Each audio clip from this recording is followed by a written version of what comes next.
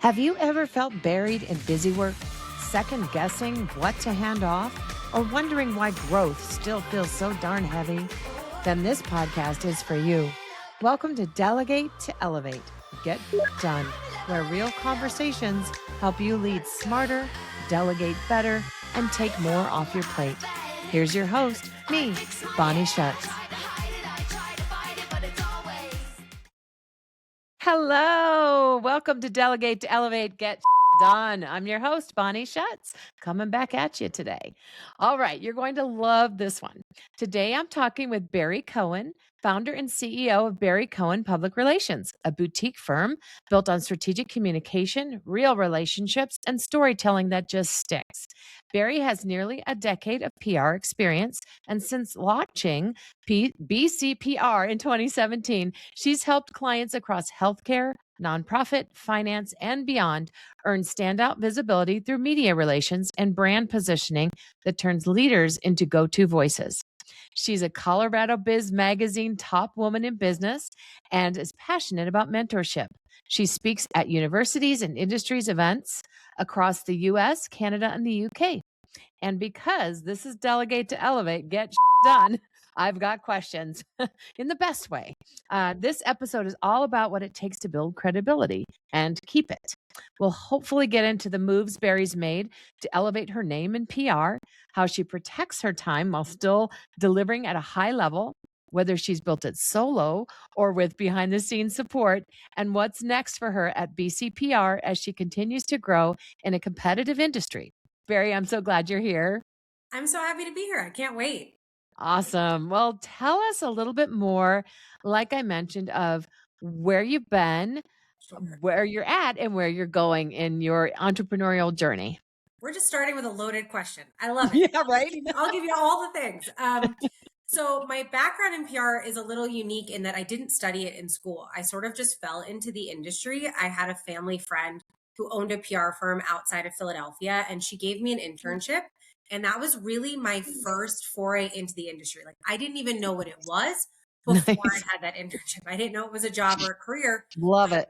And I loved it right away. There was so much about it that I loved. And so when I was ready to get a job, she gave me my first job.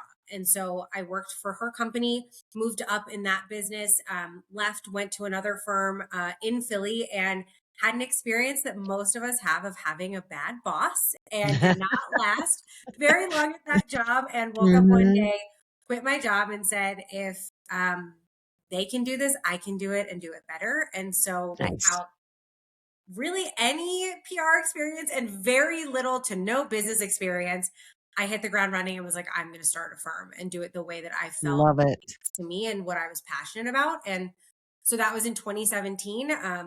Started cold emailing, going to anybody that I knew. My first clients were my dad's two best friends who opened a business. And I was willing to do the work for anybody, for anything or for free, just to get Yeah. the experience. And from there, have grown the business over the years through COVID, different industries, building a team to where we are today, and really looking to grow in a way that's sustainable and that we can maintain the quality for our clients.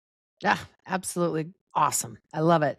I, stumbled into entrepreneurship in quite the same story, so I can relate. I can totally empathize with that journey. Like, why am I trying to think I can be an entrepreneur? I don't know anything. I'm just a secretary. I think we all That have. imposter syndrome is real. Oh my God, but don't we have that like at every step of this journey? Like, and it's a roller coaster. And it's so funny because my husband always says to me, like, is there ever going to be a moment in this where everything's just good? And I'm like, no, Hell no. no. With a loud hell There's no. right. Like today, I feel great. Tomorrow, I'm going to be like, I hate this thing. I want to burn it down. And the next day, I'm like, Oh, we're crushing it. And so if you can yeah. ride that, then you'll be great. You Yeah, can I be an like that. So if entrepreneur. you can ride that roller coaster, it definitely ebbs and flows for sure. Or goes up and down if I'm talking about roller coasters. So, your business, you said it's an agency or a firm now with a team. So one thing I like to ask my guests is what your first hire was, either as an employee or as a contracted outsourced individual. What was that in your business, or who was that? Yeah, so all of our team is contractors, and that's sort Okay, of the model I set up initially. And so the first person I hired was an assistant, perfect. was an admin assistant, and that was probably almost 5 years or 6 years ago now. So for Hmm. a long time in the business, it was just me. Yeah. Probably for those first 4 to 5 years of the business, which I think is very common. Yeah. Wasn't really making money. I couldn't afford it. And I was really just trying to figure out a business without a business plan. I sort of just was Right. throwing things at the wall and hoping it stuck. And so up to that point, it was working, but I couldn't grow unless I had somebody to help. And it was just getting astronomical as far as Yeah. maintaining and just, I'm a highly organized person, but I was feeling like I couldn't keep up with Hmm. everything. And so I just needed somebody who could, at least on the back end, help me kind of organize and keep up with all the work that was coming in. I love that you knew that to get to the next level, you needed support and you were only one person that can only do so many things. And yeah, you're great at the PR side, but what about social media and the admin that you mentioned coming in, answering your emails and booking you for gigs and things like that and travel and all those fun things. So love the power of an admin hire for your first hire. So congrats and kudos to you. Thank you. But it makes it I'm a sound little like, biased. well, right. But it makes it sound like I went very easily. No, it was kicking and No. screaming because I was like, I was the control thing, which I'm a control freak. I Mm, can probably admit that. But I think it's really hard when it's your baby and you don't know how yeah. somebody else is going to treat your business. And I had a Mm, really hard time parting with even just like silly day to day things because it was just yeah.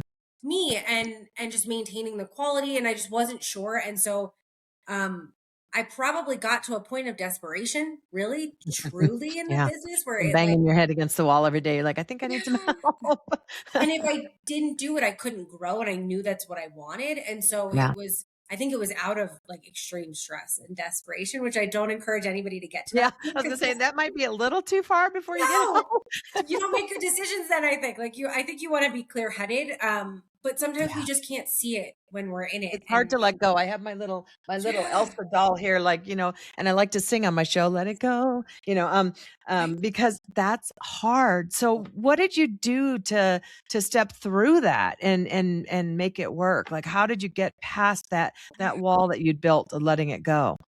I think that's such a great question. I think for me, it was just being very aware of what I wanted the business to look like, which I don't think I thought about a lot initially. Because again, I think when you start a business, you're not always thinking about what's going to happen a few years down the line or if Right. it's going to even stick. Right. And so I wasn't sure that I would even have anything.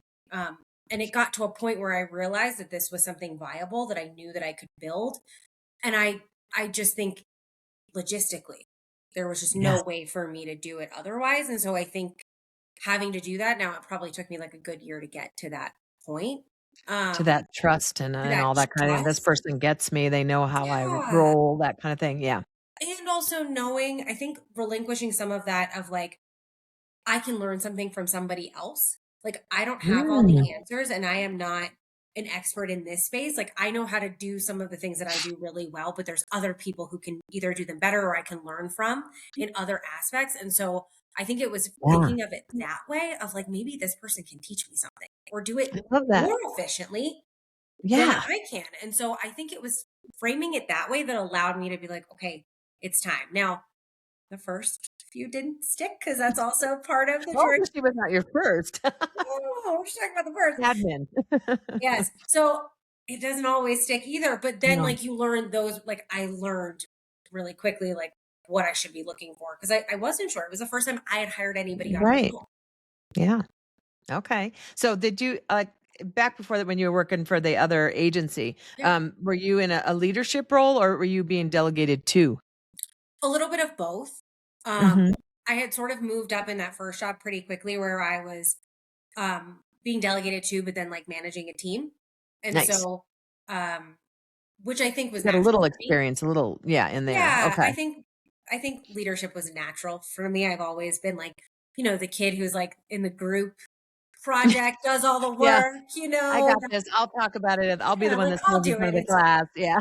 Um, so I think that was natural. And then in my other job after that, it was just a delegating role as well. Okay. And so I think that's what's hard is no one teaches you Mm-mm, how to hire or what to look for. And you right? don't often get that experience when you're working for someone else. Like they don't always show you those things. Like there was a lot Mm-mm, about the business even beyond of like contracts and how much do you charge and all these things that I Right. didn't know because nobody told me. And so I Mm-mm. literally just had to research it or figure it out on my own. Yeah, I completely relate to that 100,000,000%. Yeah. So I wanted to use this as a little segue into the PR world. So if somebody listening is thinking about, do I need PR? Am I at this level in my business where I need to kind of watch my reputation, i.e., me, since I'm now really public facing around the world? Um, how would you talk to somebody like me who's like, oh boy, do I need that kind of a service? That's something I can delegate and feel safe with somebody handling my reputation? Yeah. Well, I think it's very similar to hiring anybody else, right? You sort of have to go through that interview process. And so I always say, talk to a few people because I Okay. am not the best fit for everybody. And I totally understand that. And there's other people who might understand your business better, or understand your needs. But I think getting really clear on what your goals are when it comes to PR and how you want to utilize it is something that people need to think about because the whole point of it is you being visible. And if you don't feel comfortable doing that, then we really have to talk through that and talk about the ways we can put you out there that feel comfortable.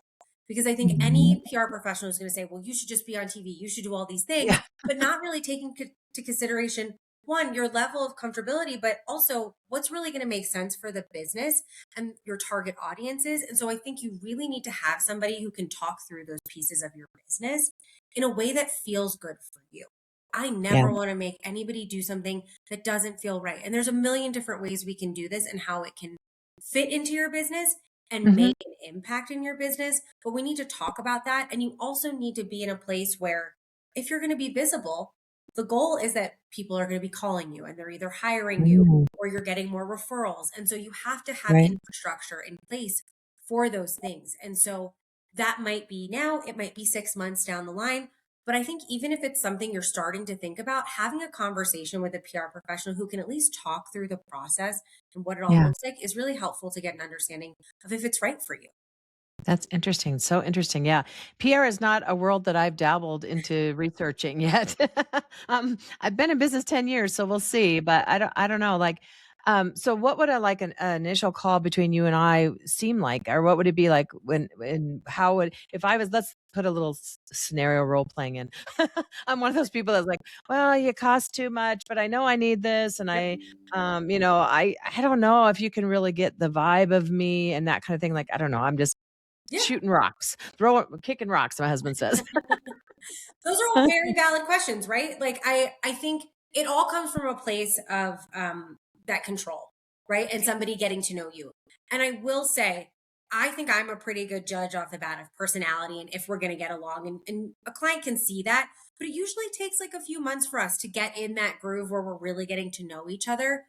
But I Right. think it's the time and care that my team and I spend and other PR people spend really getting to know you. And so Yeah. that first initial call is really just this deep dive of like, tell me all about you. I want to know your business, but I also want to know the things that light you up. And like, is there a way we can weave these things in? And what are you passionate about? And what are your goals? And then I think the biggest piece that a lot of people miss is really talking through your target audiences and who Mm. do you best serve and who are we missing potentially or who's untapped potential. And so we kind of go through this long discussion of all these different parts about your business. And then we're going to talk through the different mediums or platforms that we can use because PR is a lot of things when it comes to media relations. And so what I mean Yeah. by that is there's traditional media, which is, TV news, print, magazines, newspapers, radio. There's all of that side of it, but then there's digital media. And so everything like podcasts and YouTube Mhm. and blogs and online websites and Substacks and all these different places that you can be. And so we want to talk through those pieces of it and what makes the most sense for your audience, but for you. Because I've Yeah. had people who are like, I don't want to be on camera whatsoever. Totally Yeah. see it. Yeah. 100%. And that's okay. And so, do we want to do thought leadership articles? That's great. Let's start there until you feel a little Mhm. bit more comfortable. And so, it's really personalized and customized to what you want and where you feel the most comfortable and what makes the most sense for your business and your goals and where you are now and where you're going. Wow. That is something I never thought of, but I'm like, whoo, epiphany. Yeah. At what stage in someone's business are they ready for a PR pro? And like, is it just depend on what they're looking to do? I think you need to be at a place. And again, I think it's hard to tell, but where you're ready to put yourself out there. And so you Okay. have systems and processes in place for your business so that Mhm. the business is running, but also if you get an influx of people wanting to talk to you, you can service that. But Okay. you also, on the very basic level, need a few things in place before I can even do my job, and that's marketing assets. So everything from your website, bios, headshots, logos and branding, messaging, any of those pieces I'm going to need in order to pitch you to the media. And so if we don't Right. have that, we can't really do our job. And so we've had people who come to us who are ready to do PR, but there's sort of these missing pieces. And so in order for you to get the most benefit, and for me not just to spend your money and it not go anywhere, we need to have some of those like really basic things in place in order for you to be ready to do PR. So if you're Yeah. starting to think about marketing, I think those are the initial things that you need to think about at the very basic level, like website, logo, Yeah. branding. And then we can start to build out those other pieces if we need.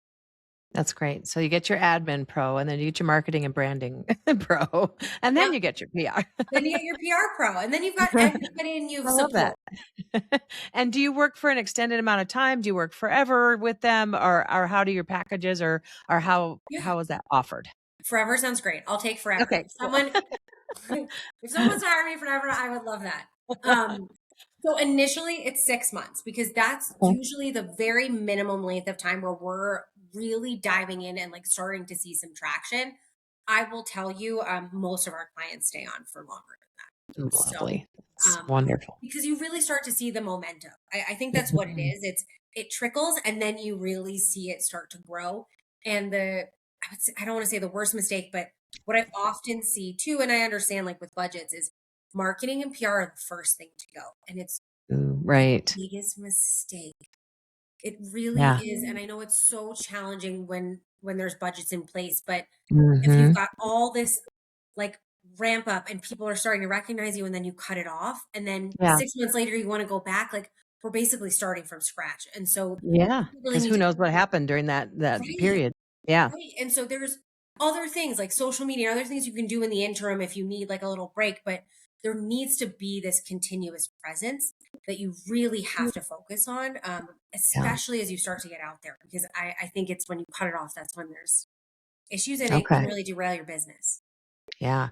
Boy, I mean, it sounds like a wonderful service that you provide, and I don't know why everybody doesn't just jump on that bandwagon. I would say the same thing too. I mean, I think it's a lot to process, right? I think there's so much that's happening behind the scenes that people don't know. Yeah. Like they're like, "Oh, you just make people famous or go viral, and you just pick up the phone and call Good Morning America and get us on there." Oh my But god, it's boy, my how job. hard is it for somebody that's not a pro like me to like, okay, where do I go? How do I get on a talk show? Or, how do I do these So things? hard. No way. It's You need to find somebody that knows their, and yeah, that's what I think you do there, Barry. yeah. I think you It's know your. no. I hope so. I mean, God, I would hope so at this point. I think it's knowing the people, but like my lens is a public facing perspective. So like when I'm Yeah. sending stories to the media, I know what they're looking for as far as a story and what they'd want to cover. And I think when you're in your business, it's really hard to pull out those pieces that Yeah. are unique differentiators or things that you should focus on. And so if you're going at it blindly and pitching yourself, like you're probably not hitting on the things that someone would really want to talk about. So I think when Yeah. you have somebody who has that lens and is looking at Mhm. it like, look, what's trending in the world right now? How can we relate what you're Yeah. doing to that? Or, we just saw this article. How can we like build upon this topic? And so we're looking at so many pieces um, on a broad spectrum, but even locally, depending on the market that you're in Yeah. and the location. And so there's so many pieces that go into it before we're even like sending things out that it would take you so much time. I was just thinking about how much time that would take me. Huh. It takes us a lot of time. So I couldn't do anything. I couldn't answer a single email that day. I couldn't do anything because, I could just do a little bit of research in it, a couple hours. sure. But, well, how far am I going to get with my lack of knowledge in this arena? So I say out there, people, if you can make this happen, make it happen. Boy, I think you're going to get out if that's what you want to do, right? Obviously, what's the word I want to say? You said that before you said that. Like you got to be ready to get your face out there. Yeah. So And I that's think something that I think you need a support person like you to kind of give people maybe that courage. I don't know if that's something you also do. Yeah, I mean, I think just knowing that someone's supporting you in this, so it's beyond us just pitching the media. Like, we are prepping you for every interview. We're there Yeah. on site if we need to be. Like, we're gonna give them. I mean, we're this like I always say we're like the middleman between the media and our clients. So we're making sure Okay. that you're prepared and the media has everything they need. So you're just showing up and shining. Like, you just Love it. crush it and let us handle everything. And so I think it's knowing that someone has your back, but even like you're nervous, let's talk through it. Here's a glass of water. Like, it can be that simple. I Just love knowing that. that somebody's there and has prepared you and you feel comfortable.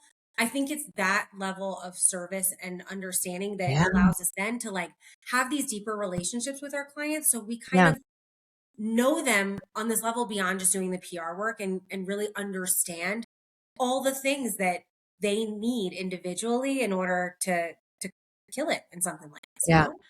Boy, if was ready for that next step, boy, I know who to call. I'll get there. I swear I will. We're Hopefully I'm here. doing the right thing, getting my face out here You right are. now. You're already one step ahead. I'm the introverted extrovert, which is I hard to love it. believe, but I used to be super extroverted, then COVID, then I worked from home and never left my house. But I get it. I feel the same way because I think people think I'm an Yeah, extrovert just because of the work that I do. same. But I think Yeah. it's because when you're interacting with people all day long, like at the end of the day, I just want to be with myself Yeah. and like Yes. be in the quiet of my home. Even though I work from home and don't Yeah. leave often, Different room. different room, right? There's doors. And so I think Yeah. you want that. Like, it's because the job that I do similar to you is like I am talking to people all day long, every single day, managing a Mhm. lot of things, putting out fires. And so you sort of need that calm down, Yeah. I think. Oh boy, that's so true. But I think that anybody that's ready for that and has a hand to hold like yours is super lucky. Oh, thank Just you. in my humble opinion. Oh, thank Just you. having chatted with you today and, having been introduced to you through some other amazing people Oh, that I've actually had on my podcast. Paige, yep. calling you out. Um, She's the best. and so, yes. Is there anything else you'd like to share? We like to ask our guests for golden nuggets, which are the wisdom or tips and tricks they can give the audience today before we leave to make them feel better about where they're at on what I call the delegation spectrum, whether they're open to delegating or they're okay with just throwing a couple little things to somebody else. What words of wisdom or tips and tricks can you make it to be easier or for them to feel good about where they're at? Yeah, I mean, I think I have two. I think the first, if you're considering going down the route of hiring someone like me, I think having a clear understanding of what you want to get out of it first and do that Mm, interview process. Talk to three different people. They're all going to be remotely different. And so you really mm, want to get an understanding of how they can help you and compare it. And I think that's a really good place to start. Even if you're not ready quite yet, just start that process because it takes time. You know, when you're sure. interviewing anybody, it takes time to find the right fit. So I would say if you're going down the route of hiring someone, start in that place. But then I would also say, if you're an entrepreneur, because I think this is something that I've lived by, I definitely started before I was ready in a lot Yeah. of ways.